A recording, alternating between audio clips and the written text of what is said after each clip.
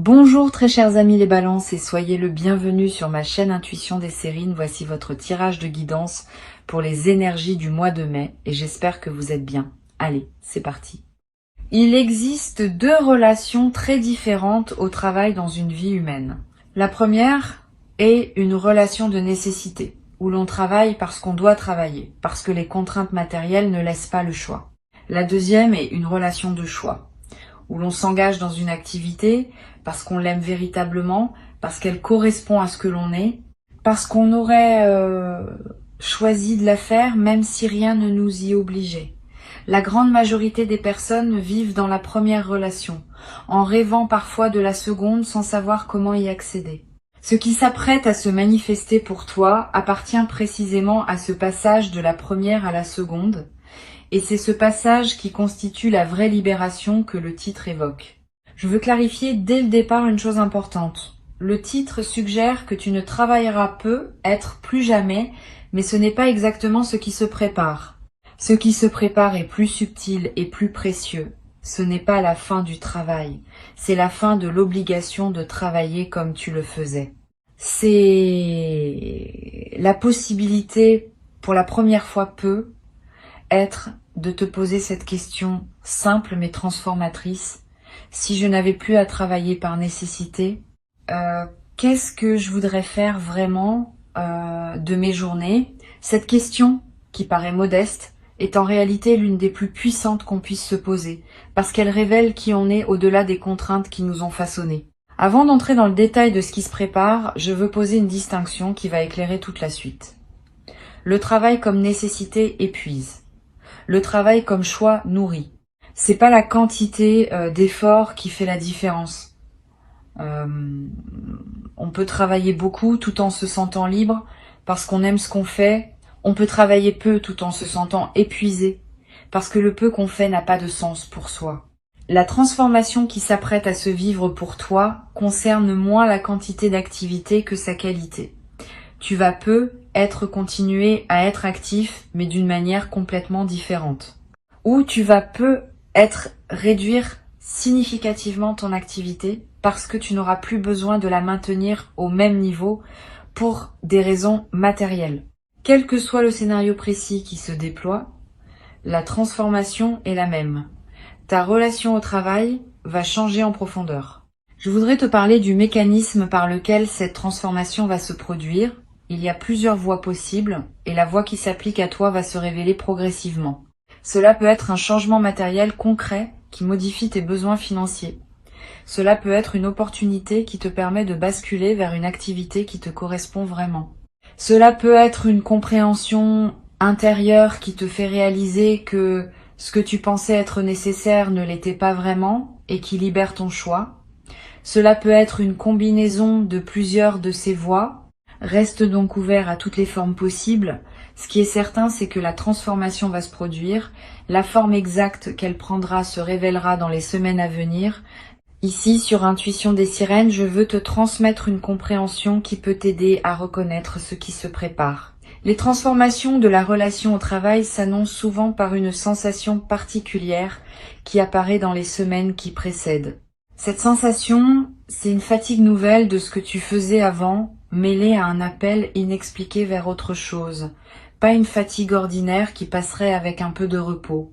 Une fatigue plus profonde qui dit que ton système global a fini avec une certaine manière de fonctionner. Si tu ressens cela ces derniers temps, ne t'inquiète pas. Ce n'est pas un symptôme à traiter. C'est un signal qui dit que le moment du changement approche. Tu vas également ressentir, en parallèle de cette fatigue, des élans inexpliqués vers des activités que tu ne pratiquais pas auparavant. Une envie d'écrire qui surgit, une attraction pour un domaine que tu connaissais à peine, une curiosité pour des compétences que tu n'avais pas l'habitude de cultiver. Ces élans ne sont pas des caprices. Ils sont les premiers signaux d'une réorientation qui se prépare en profondeur. Suis-les sans les forcer. Ils te conduisent vers ce qui te correspondra dans la nouvelle phase qui s'ouvre. Je veux te parler de la qualité spécifique de la liberté qui s'apprête à se manifester. Cette liberté n'est pas l'absence d'engagement. Elle est au contraire la possibilité d'un engagement plus profond, parce que choisi. Beaucoup de personnes confondent la liberté avec la possibilité de ne rien faire. Ce n'est pas cela. La vraie liberté, c'est de pouvoir s'engager pleinement dans ce qu'on a vraiment choisi, sans plus avoir à s'engager dans ce qu'on n'a pas choisi. Cette nuance est essentielle. La transformation qui s'approche ne va pas te livrer à une vacance permanente. Elle va te permettre d'investir ton énergie dans ce qui correspond réellement à qui tu es et qui produira des résultats infiniment plus riches que les résultats produits sous contrainte. Tu vas ressentir, dans la phase de transition, une certaine désorientation.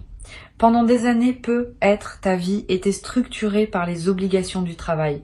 Tes journées étaient organisées autour de lui. Ton identité était partiellement définie par lui. Quand cette structure se modifie, il faut un certain temps pour reconfigurer. Cette désorientation passagère est normale. Ne la prends pas pour un signe que quelque chose ne va pas. Elle est simplement l'expression du fait que ton système intérieur recompose une nouvelle architecture autour de ta nouvelle situation. Donne-toi quelques semaines pour cette recomposition. Et accepte que pendant cette période, tu ne saches peut-être pas exactement ce que tu veux faire. La clarté viendra, mais elle a besoin d'un peu de temps pour s'installer. Sur Intuition des Sirènes, je tiens à préciser que la liberté financière qui peut accompagner cette transformation, si elle se manifeste, ne va pas résoudre toutes les questions existentielles. C'est une nuance importante. La sécurité matérielle libère du temps et de l'énergie pour aborder les questions plus profondes, mais ne les résout pas par elle-même. Les questions sur le sens de ta vie, sur ce que tu veux laisser derrière toi, sur ce qui te tient vraiment à cœur, vont continuer à se poser. Et c'est précisément la liberté nouvellement acquise qui te donnera l'espace pour les habiter pleinement. Sois prêt à ce travail intérieur qui va devenir plus accessible. Il est l'une des dimensions les plus précieuses de la nouvelle phase qui s'ouvre. Je voudrais te parler maintenant de quelque chose de subtil. La libération financière, quand elle survient, modifie souvent les relations sociales d'une personne. Certaines personnes autour de toi vont se réjouir avec toi.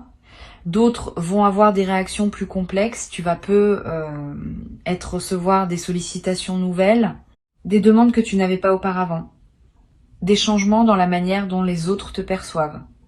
Cette transformation du paysage social mérite d'être anticipée pour pouvoir y répondre avec discernement. Tu n'es pas obligé de répondre à toutes les sollicitations. Tu n'es pas obligé de justifier tes choix. La liberté nouvelle inclut aussi celle de poser des limites claires sur la manière dont tu souhaites être traité. Tu vas avoir dans la nouvelle phase l'envie d'aider certaines personnes autour de toi avec ce dont tu disposes désormais. Cette envie est saine si elle vient d'un débordement naturel de générosité. Elle est moins saine si elle vient d'une obligation morale ou d'une culpabilité face à ta nouvelle situation. Distingue ces deux origines. Aider depuis le débordement enrichit toutes les parties impliquées. Aider depuis la culpabilité épuise ton énergie sans vraiment servir l'autre. Permets-toi de garder, au moins dans les premiers temps, l'essentiel de ta nouvelle abondance pour toi-même. Tu pourras, plus tard, dans la sérénité, choisir consciemment ce que tu veux partager et avec qui. Cette progression naturelle vaut mieux qu'une distribution impulsive faite dans l'enthousiasme initial. Je veux te parler d'une dimension importante. La transformation qui s'apprête à se vivre va te confronter à une question que beaucoup de personnes évitent toute leur vie. Qui suis-je vraiment indépendamment de ce que je fais? Quand on est très occupé par un travail prenant, on peut se définir par ce travail. Quand le travail change ou s'allège,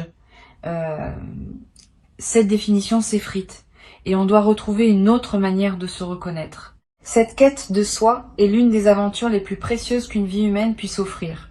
Tu vas y être invité par la nouvelle phase qui s'ouvre. Permets-toi cette quête. Elle peut prendre du temps.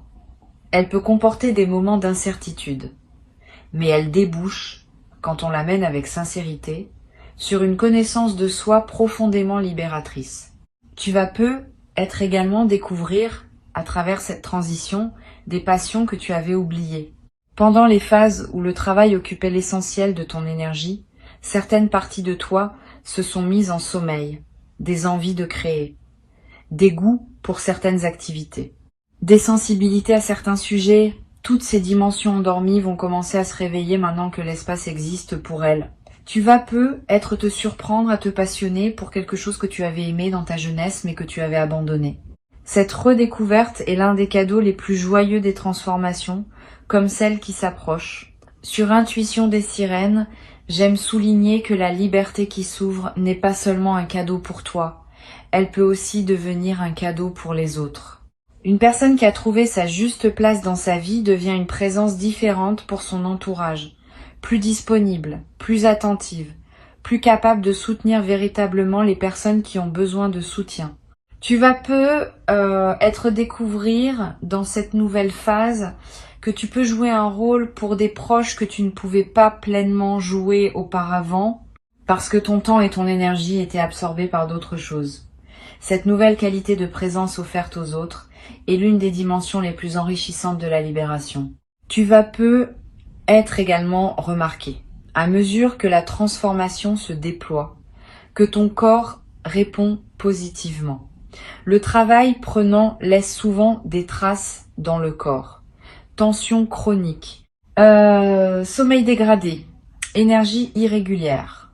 Quand ces pressions diminuent, le corps peut se réparer. Tu vas peu ressentir une vitalité nouvelle, un sommeil de meilleure qualité, une digestion plus régulière.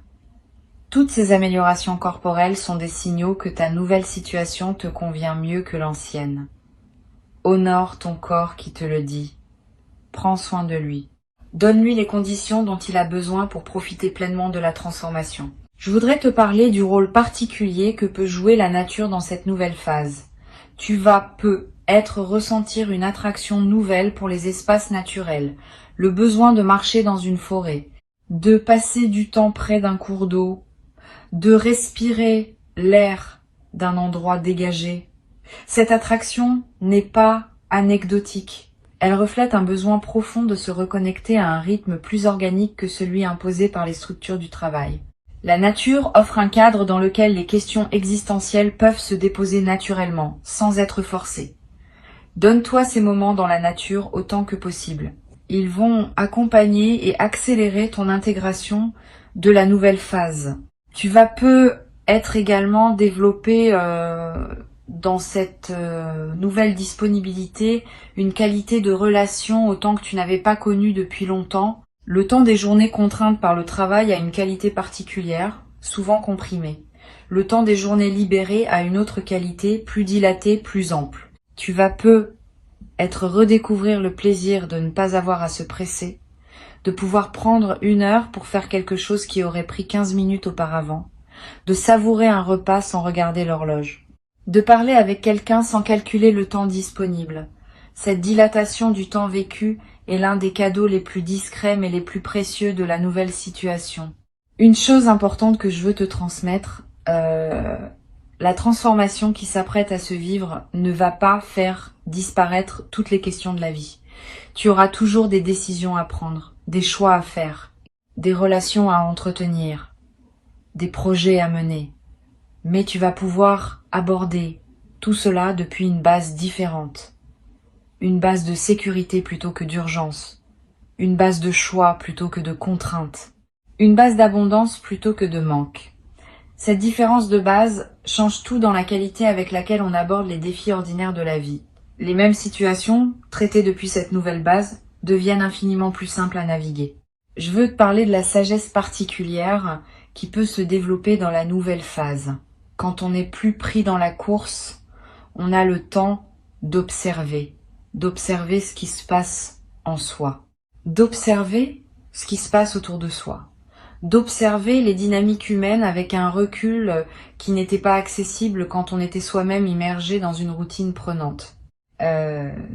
Cette qualité d'observation produit dans la durée une sagesse pratique précieuse. Tu vas développer cette sagesse à travers ce que tu vis et elle deviendra une ressource que tu pourras mettre au service de toi-même et des autres. Beaucoup de personnes que tu côtoies vont commencer à venir te voir pour parler de leurs propres questions parce qu'elles vont sentir cette qualité de présence et de discernement que tu auras développée. Sur cette chaîne, j'observe que les personnes qui vivent une libération de cette qualité développent souvent un nouveau rapport à ce qu'elles consomment. Pas seulement matériellement, aussi médiatiquement, socialement, intellectuellement. Tu vas peu commencer à devenir plus sélectif dans ce que tu lis, ce que tu regardes, les conversations dans lesquelles tu t'engages. Cette sélectivité accrue n'est pas du repli. Elle est l'expression d'une nouvelle conscience de la valeur de ton attention. Quand on a moins de pression temporelle, on peut s'autoriser à choisir plus consciemment ce qui mérite cette attention. Et ces choix plus conscients enrichissent considérablement la qualité de tes journées. Tu vas peu être également découvrir dans cette nouvelle phase le plaisir d'apprendre des choses nouvelles. Beaucoup de personnes cessent d'apprendre activement après leurs études formelles parce que les exigences du travail absorbent leur énergie. Quand cette absorption diminue, l'envie d'apprendre peut renaître. Tu vas peu te surprendre à étudier un domaine qui te fascine, à apprendre une langue qui t'attire, à explorer un art que tu admirais sans oser le pratiquer. Cette renaissance de la capacité d'apprentissage est l'un des cadeaux les plus stimulants de la libération. Elle te garde vivant intellectuellement et elle ouvre des perspectives qui peuvent enrichir durablement ta vie. Je voudrais te parler d'une dimension à laquelle on pense rarement. La nouvelle phase qui s'ouvre va te permettre de redéfinir ta relation à la réussite. Pendant les phases dominées par le travail contraint, on peut se mesurer à des critères de réussite imposés par les structures dans lesquelles on évolue. Quand ces structures s'éloignent, on peut commencer à se demander quelle est sa propre définition de la réussite. Cette redéfinition est précieuse. Elle te permet de vivre selon tes critères propres, qui correspondent à ce que tu es vraiment, plutôt que selon des critères extérieurs qui ne te correspondaient peu, être qu'imparfaitement. Beaucoup de personnes traversent toute leur vie sans jamais faire ce travail de redéfinition. Tu vas pouvoir le faire dans la nouvelle phase qui s'ouvre. Tu vas être également développé à travers cette transition une nouvelle capacité à apprécier les choses simples. Quand on a moins de pression, on remarque davantage ce qui est déjà là. Le goût d'un café, la lumière d'un matin, la voix d'un proche, le bruit de la pluie. Toutes ces choses simples qu'on traverse souvent sans les voir vraiment vont prendre une saveur que tu n'avais être pas connue depuis longtemps. Cette capacité d'apprécier le simple est l'un des marqueurs les plus fiables d'une vie réussie au sens profond. Beaucoup de personnes courent toute leur vie après des grandes choses sans jamais pleinement habiter les petites. Tu vas pouvoir équilibrer cela dans la nouvelle phase. Je voudrais te parler également du rôle de la créativité qui peut s'épanouir dans cette nouvelle disponibilité. Tu portes être en toi des capacités créatives que tu n'as pas pleinement développées par manque de temps. La nouvelle phase peut te permettre de leur donner enfin l'espace dont elles ont besoin. Tu vas te lancer dans l'écriture, dans la peinture, dans la musique, dans le bricolage, dans le jardinage, dans la cuisine élaborée, dans des projets que tu remettais à plus tard depuis longtemps. Cette créativité épanouie va te nourrir d'une manière inattendue. Elle te connecte à des dimensions de toi-même que la routine professionnelle masquait et elle ouvre des perspectives qui peuvent enrichir bien des aspects de ta vie. Tu vas être également développé dans la nouvelle phase une qualité particulière de présence aux personnes proches. Quand on n'est plus accaparé par les exigences professionnelles, on peut être présent autrement à ses proches, plus pleinement, plus patiemment, avec plus de disponibilité réelle. Cette transformation de ta présence dans tes relations va probablement les enrichir significativement. Les conversations vont être plus profondes, les moments partagés plus savoureux, les liens plus solides. Cette amélioration relationnelle est l'un des bénéfices les plus durables de la libération qui s'opère. Sur cette chaîne, je tiens à préciser que cette nouvelle phase n'est pas une retraite forcée d'oisiveté. Elle est au contraire l'invitation à une vie plus active dans le sens noble du terme. Active au sens de pleinement vécu, pleinement choisi, pleinement habité. Tu peux choisir dans cette nouvelle phase de continuer à exercer une activité, mais selon tes termes propres. Tu peux choisir de réduire ton activité significativement et d'investir le temps libéré dans des projets personnels. Tu peux choisir de te consacrer à des causes qui te tiennent à cœur. Toutes ces options restent ouvertes. Ce qui change, c'est que ce sont désormais tes choix, pas tes obligations. Je voudrais te parler du temps qu'il faut prévoir pour intégrer pleinement la transformation. Les premières semaines après le basculement principal vont être marquées par une certaine euphorie mêlée à des questionnements. Les semaines suivantes vont voir une stabilisation progressive où tu commences à habiter ta nouvelle réalité. Les mois qui suivent vont permettre une exploration plus approfondie des possibilités qui s'ouvrent. Et c'est généralement après une année environ que la nouvelle vie prend pleinement sa forme stable. Sois patient avec ce processus. Ne précipite pas l'installation dans des routines nouvelles trop tôt. Laisse-toi le temps d'explorer avant de fixer. Pour conclure cette transmission, je veux te dire que ce qui s'apprête à se manifester pour toi représente une véritable bascule de vie, pas seulement un changement de circonstances. Une transformation de la qualité avec laquelle tu habites ta propre existence. Avant de te quitter pleinement, je voudrais te transmettre encore plusieurs perspectives qui peuvent enrichir ta préparation à cette nouvelle phase. La première concerne la qualité de matin que tu vas commencer à connaître. Les matins des journées contraintes par le travail ont souvent une qualité particulière, marquée par la nécessité de se préparer rapidement à une journée déjà programmée. Les matins des journées libérées ont une autre qualité, plus ouverte, plus disponible, plus contemplative. Tu vas redécouvrir le plaisir de prendre ton petit déjeuner sans urgence. De regarder la lumière du matin sans avoir à te presser. De commencer la journée par une activité que tu choisis vraiment. Cette qualité de matin retrouvée est l'une des transformations les plus simples mais les plus joyeuses de la nouvelle phase. Une deuxième perspective importante. Tu vas peut-être ressentir dans les premières semaines une certaine étrangeté face à l'absence de pression habituelle. Cette étrangeté n'est pas un signe que quelque chose ne va pas.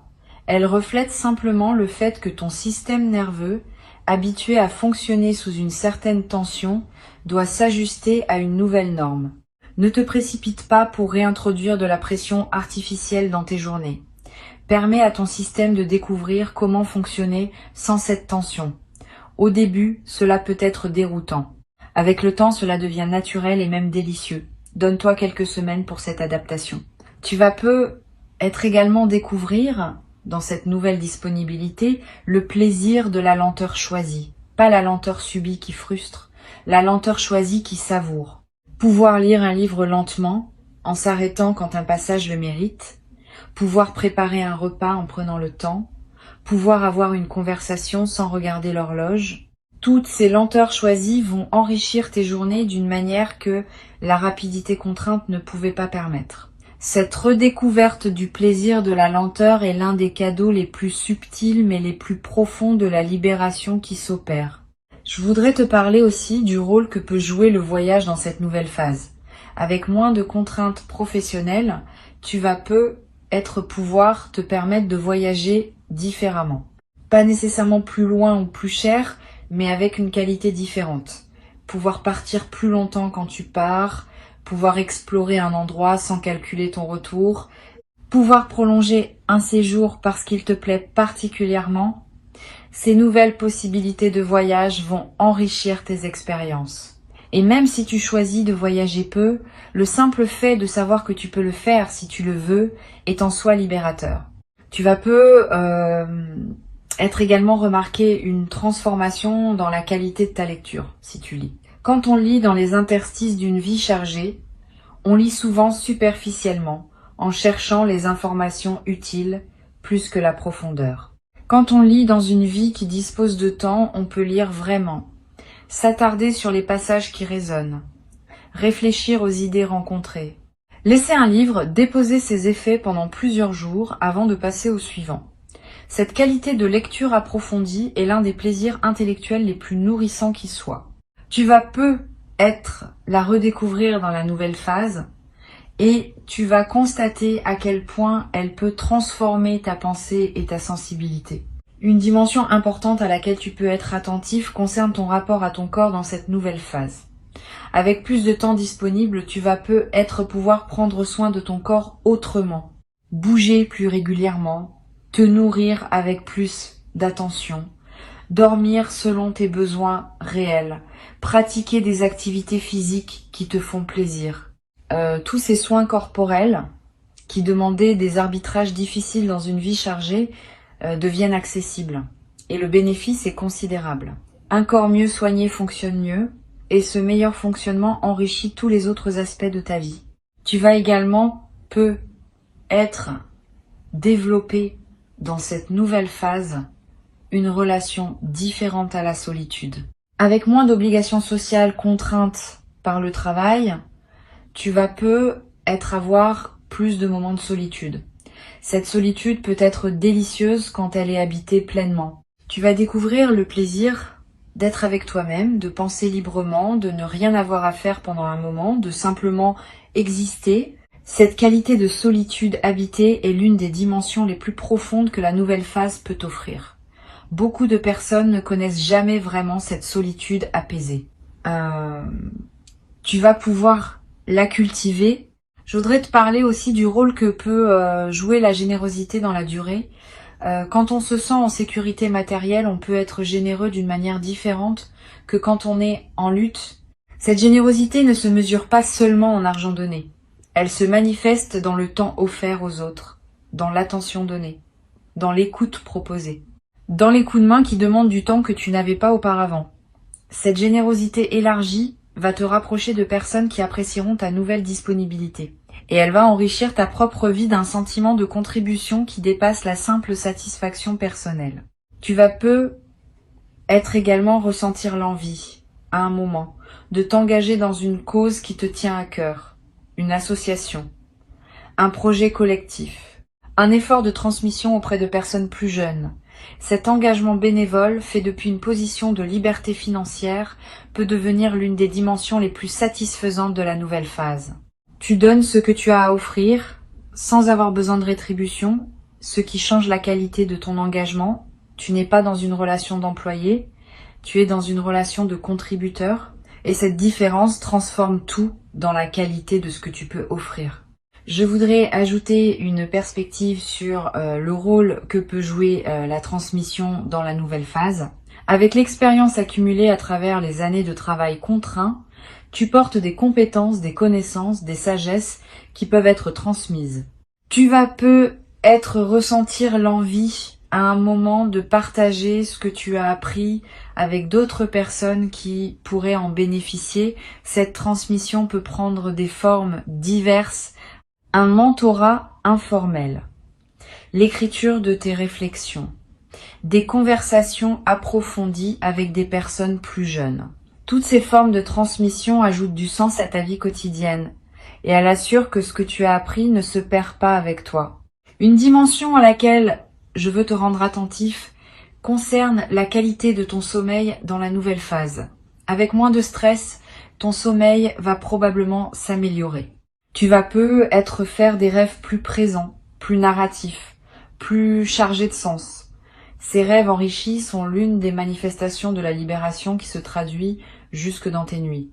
Note les rêves marquants si tu peux. Ils contiennent souvent des indications subtiles sur la manière dont ta psyché s'épanouit dans cette nouvelle disponibilité. Et certains de ces rêves peuvent devenir des sources d'inspiration pour des projets ou des décisions que tu poseras dans tes journées. Tu vas être également développé dans cette nouvelle phase un nouveau rapport à ce qu'on appelle l'ennui. Beaucoup de personnes craignent l'ennui qui pourrait surgir quand les obligations diminuent. Cette crainte est compréhensible mais souvent infondée.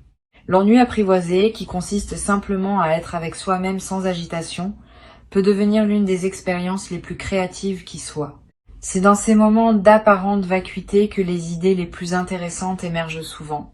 C'est dans ces moments de tranquillité non remplie que les intuitions les plus précieuses arrivent.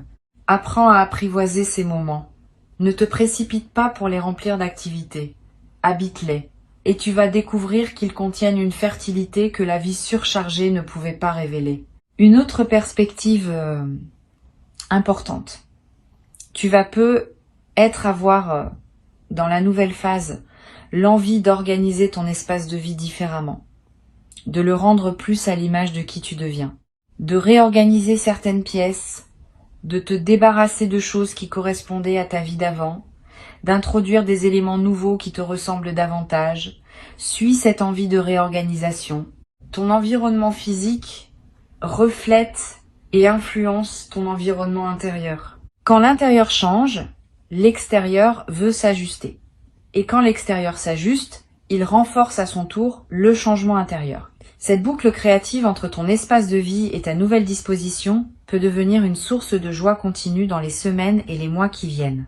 Tu vas peu être également développé dans cette nouvelle phase une qualité d'humour plus légère. Quand on n'est plus pris dans la course quotidienne, on peut sourire de choses qu'on n'avait pas le temps de remarquer auparavant. Cette qualité d'humour léger, sans cynisme, est l'une des manifestations les plus douces des libérations véritables. Elle te rend plus agréable à côtoyer pour les autres et plus joyeux pour toi-même dans tes propres journées. Tu vas peu te surprendre à rire plus souvent, sans raison particulière, simplement parce que la vie te paraîtra parfois savoureusement étonnante dans ces détails que tu prends désormais le temps de remarquer. Cette transformation est précieuse et mérite d'être pleinement honorée. Tu as travaillé, à ta manière, pour en arriver là, les efforts que tu as fournis, les choix que tu as posés, les patiences que tu as cultivées, les difficultés que tu as traversées, ont tous contribué à rendre possible ce qui s'apprête à se vivre. Reçois donc avec dignité et joie ce qui se présente. Tu en es le destinataire légitime. Et cette nouvelle phase qui s'ouvre te permettra non seulement de profiter pleinement de ce que tu as construit, mais aussi de continuer à grandir vers une version encore plus juste de toi-même. Bienvenue dans cette nouvelle vie qui commence maintenant pour toi, dans toute la richesse de ses possibles, dans toute la liberté de ses choix, dans toute la beauté de ce qui s'ouvre quand l'horizon cesse d'être limité par les contraintes anciennes.